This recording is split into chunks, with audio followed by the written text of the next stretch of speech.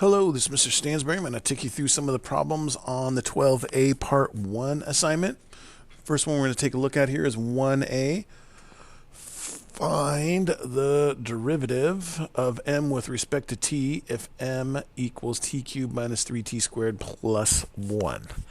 Okay, so remember this. Take the 3, that gets multiplied out front, and that is going to be 3t, and then after we move that 3, multiply the 3 by whatever's in front here, we subtract 1 from the power, so that's 3t squared. Same thing with this one. 2, it's going to be really 2 times negative 3. So we'll go 2 times negative 3 is negative 6, and then we subtract 1 from that, and that is t to the first, or just plain old t. And this officially is x to the 0. 0 times anything is going to end up with 0. So remember, all constants just disappear on that, and then that is our derivative. Okay? We would officially write this as dm over dt equals. That's our derivative. Okay, taking a look at number 2, an area A is measured in centimeters squared. Time t is measured in seconds. What are the units for dA over dt? So if d is the A is measured in centimeters squared, so we've got centimeters squared over t, which is time measured in seconds. So it's centimeters squared per second, or it's also can be written as, you'll often see this, especially on the IB test, centimeters squared seconds to the negative first. Okay? All right, what does dA over dt mean? This tells us the rate at which the area is changing due to our time, so over t seconds. Better said, after t seconds. Okay? Okay? Okay, taking a look at number 3 here. Estimated future profits of a small business are given by P of t equals 2t squared minus 12t plus $118,000, where t is the time in years from now. What is the current annual profit? Well, current annual profit is before any of this time has started, so that we put 0 in for time, and that gives us 118,000. Okay. B, find dP over dt and state its units. So dP over dt is going to be our derivative of this here, right? So 2 goes out in front. 2 times 2 is 4t, and then we subtract 1 from that, so that's 4t to the first, or just 4t. And this is t to the first. 1 times negative 12 is negative 12. Subtract 1 from that, and that's t to the 0, so that's gone, and the constants always go away, right?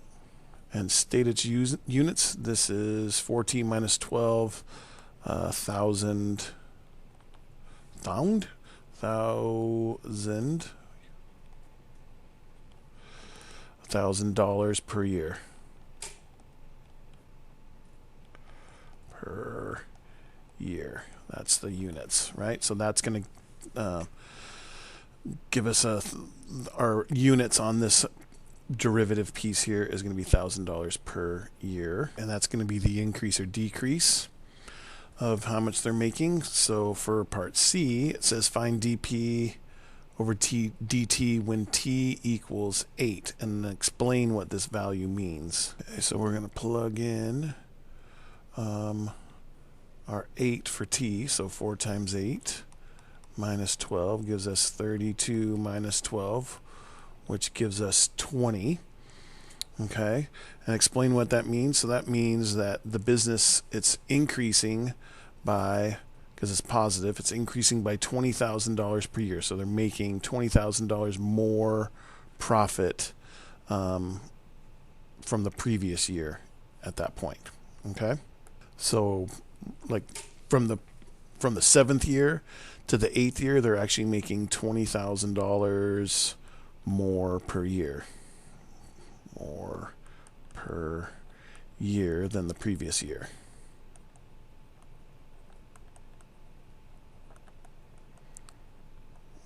Okay, so that's our increase. All right, let's take a look at number 6. When a ball is thrown, its height above the ground is given by this equation here, where t is time in seconds. From what distance above ground was the ball released? So we know that when the ball was released, right before the ball was released, time equals 0. So that takes that out, that takes that out. So that means that it's going to be 1.2 meters above ground. Okay, so basically that's where the ball was released from. That's how high it was to start. Find S prime of t and explain what that means. Okay, so let's see. Let's do b over here. So we're going to take that derivative here. So S prime, it's in the wrong spot. There's S prime of t. That's going to disappear. That's t to the first. 1 times 28 is 28. And then we're going to add 1 to that. So subtract 1 from that. So that's going to be t to the 0. So really that t is gone, right? And then we're going to take 2 times negative 4.9 is negative 9.8. T to the, subtract 1 from that, and that's just t to the first. So there's our S prime of t. And what this means is that's the the speed of the ball at a certain point, right? Because this is the rate of change in the ball and the ball's height according to time. So this is the speed, and that's going to be in meters per second. Okay, right? Because that's t meters and t is time in seconds, right? Okay. So for part C, it says find t when S prime of t equals 0. So that's where we want to plug 0 in here, right? And then what's the significance of this result? So plug in 0 in for S prime of t, and that's 28 minus 9.8 t, right? So just to keep things on the positive side, I'm going to move my 9.8 t to the other side. Doesn't matter which one you move over, but I just rather deal with positives, right? So we're going to add 9.8 t to both sides, and so we get 9.8 t equals 28. So to get t by itself, we're going to divide by 9.8, right? And then that's t equals, let's see if we can figure that one out. So 28 divided by 9.8 gives us 2.86, we'll call it. I just realized I forgot the 0.1 on all of those, so 0.1 on that. My apologies here. So let's just double check it. 28.1 divided by 9.8 gives us 2.87. Let's change that to 2.87 here. Okay, and it asks what's the significance of this result. So this is when the rate of change, like the speed of the ball, is 0. So if you think about it, that ball is going to be going up, and then it's going to stop going up and start going back down.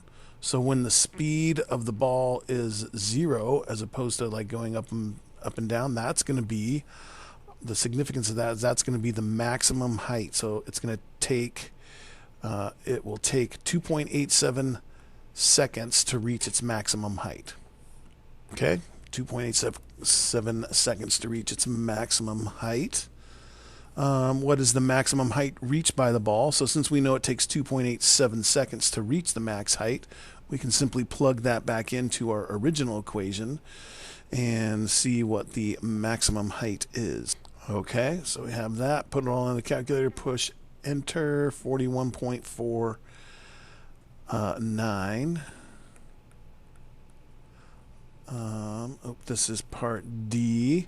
41.49 meters will be the height at 2.87 seconds, right? So that should be its maximum height. Okay, and then part F, how long will it take for the ball to come back down and hit the ground? So that's when our height ends up being 0, right? So when a ball is thrown, its height above the ground is given by this. So we want to know when this whole equation here will equal 0. So we'll do 0 equals 1.2 plus 28.1 t minus 49 t squared. Okay? So we want to know when this is going to equal 0. So we could, 4.9 t. We could plug this into the quadratic equation. That would be just fine. But to save ourselves a little bit of time, let's go into our graphing calculator, apps, go to polysymult 2. And then we're going to do polynomial root finder, right? So we push enter, order 2 because it's a square here. We don't real answers, decimal. Most of the rest of this stuff should be just fine.